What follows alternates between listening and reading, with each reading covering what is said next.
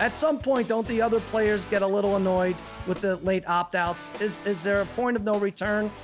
Yeah, absolutely. In a vacuum, that would make sense. Of course, it feels like some sort of a betrayal. I wonder if the people who are a little further along in life, which is to say married with children and everything else, I wonder if legitimately the human concerns of that I kind of miss home and I want to be home. I wonder legitimately if youth really is the greatest virtue right now. Like, I have nowhere else to be. I may as well Yeah.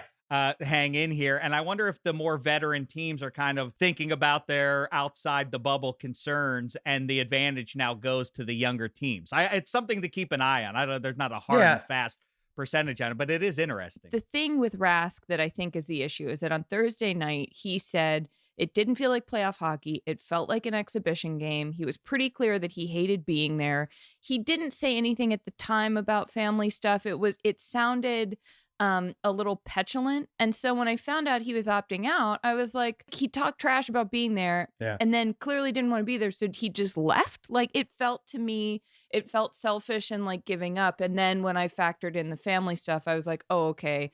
And then I felt like an asshole for thinking that he was an asshole. Maybe sports don't really matter right now in a global pandemic, but at the same time, like, it's all I have. Yeah. So I was initially a little peeved, and then I felt bad about it. I don't know. It's very complicated. First of all, it's two things. It's the fans. Will they ever forgive him? And I think like you said, there's a hardcore group that will not forgive him. And then there's the players who seem to be positive about this thing, but you have to think that a lot of them are just biting their tongue.